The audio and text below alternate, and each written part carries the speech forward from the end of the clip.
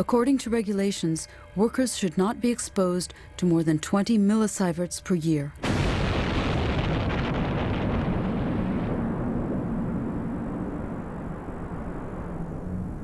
The level was set after the war, based on studies done on people living in Hiroshima and Nagasaki.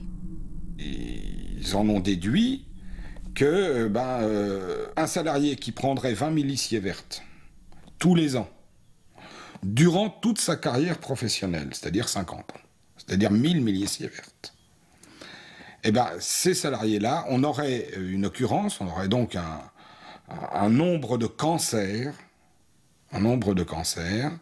de 4 à 5% parmi ces salariés-là. But according to the most recent WHO study, this risk is not between 4 and 5%, but more like 10 or even 12%. Si le risque n'est pas celui qu'on nous disait, il faut peut-être aujourd'hui revoir la norme. Et donc c'est pas 20 millisieverts qu'il faudrait, mais c'est 6, 10, je sais pas. Il faudrait recalculer le compromis social, c'est-à-dire le nombre de morts acceptables par la société. C'est ça une norme. C'est le nombre de morts acceptables par la société. C'est-à-dire que le bénéfice qu'on en tire doit être supérieur à l'inconvénient produit. Il y a deux grands risques, je dirais, radiologiques dans une centrale nucléaire. Il y a le risque d'irradiation. Ça consiste au fait d'être soumis à un rayonnement ionisant, c'est-à-dire un rayonnement qui est émis par un atome finalement instable, il a trop d'énergie, et pour trouver une situation de repos, je dirais, eh bien, il émet un rayonnement.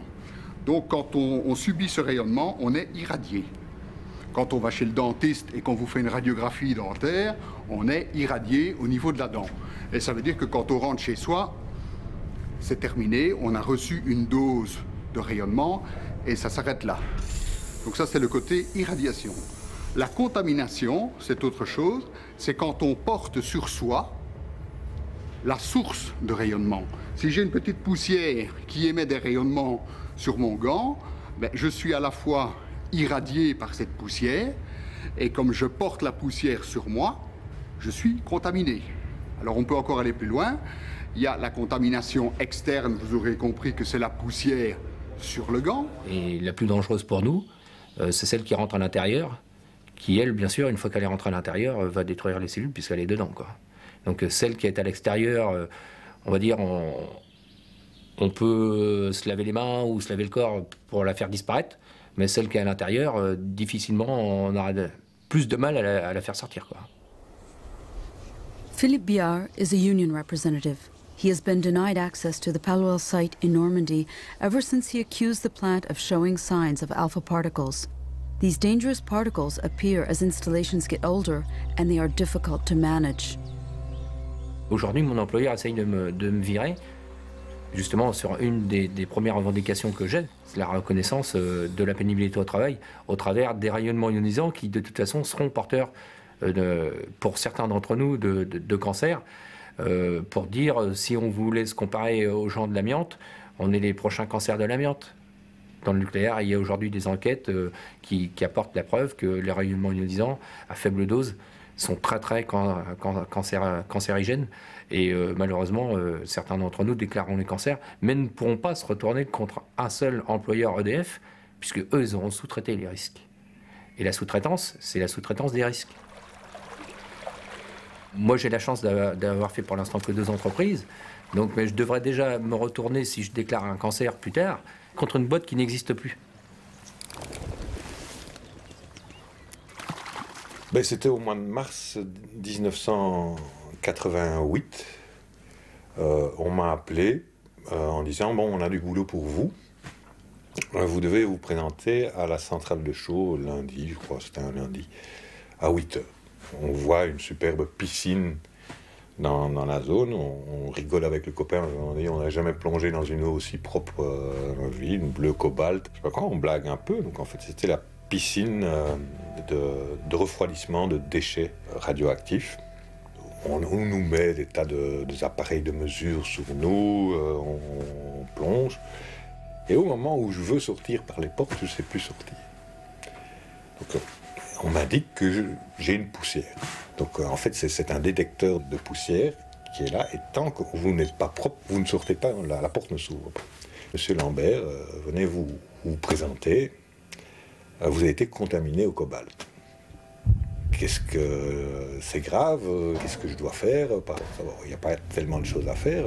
La seule chose, c'est que vous risquez une leucémie. Puisqu'il n'y a rien à faire, tout. On ne sent rien, on ne se sent pas mal, on n'a aucune odeur sur nous, on n'a aucune douleur. Bon, peut-être que ça passera. On se dit peut-être que j'échapperai à ce truc-là. Et alors, il a fallu 15 ans après pour que tout d'un coup...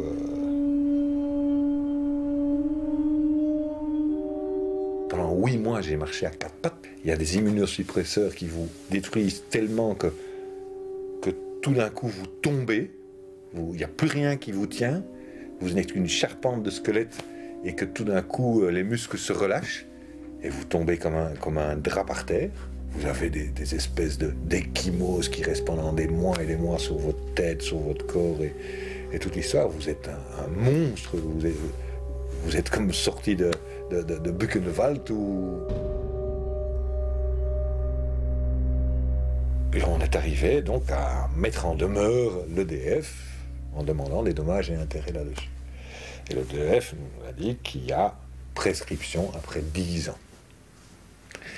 Donc il y a une prérogative spéciale pour le nucléaire, c'est qu'un accident de travail, après 10 ans, n'est plus un accident de travail. Pierre's case is not included in statistics on nuclear plant accidents, for the simple reason that subcontractors are not officially considered to be nuclear plant workers.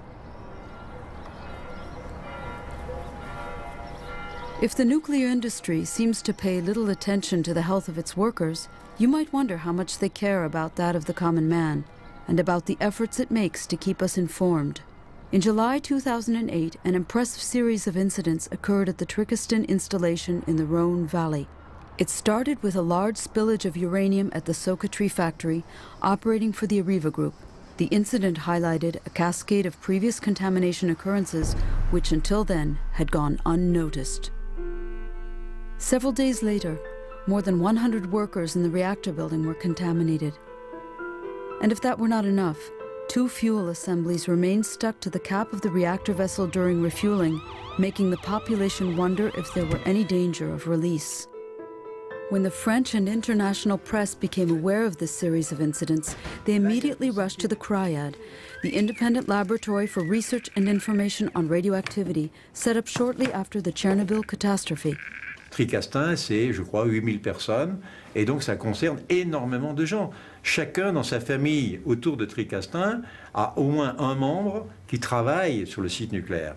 Et donc là, ça a été un choc pour tous ces gens-là de découvrir que, en gros, le bienfaiteur, c'est-à-dire celui qui assure le revenu économique de la famille, c'est le nucléaire, eh bien là, pouvait être capable de mentir, de cacher la vérité et de polluer l'environnement. Par année, il y a combien d'incidents? Des incidents niveau 1, il y en a une centaine, donc ça fait un tous les 3 jours, à peu près. Et des incidents niveau 0, il y en a plus de 1000, donc il y en a 3 par jour. Ça vous donne l'ordre de grandeur, sauf que là, donc, il y a eu 2 incidents un peu plus importants que les autres, mais qui ont été traités par l'autorité sécuritaire comme peanuts. Pourquoi? Parce qu'on les a classés niveau 1 à 0, c'est-à-dire écart de conduite et anomalie. C'est même pas un incident.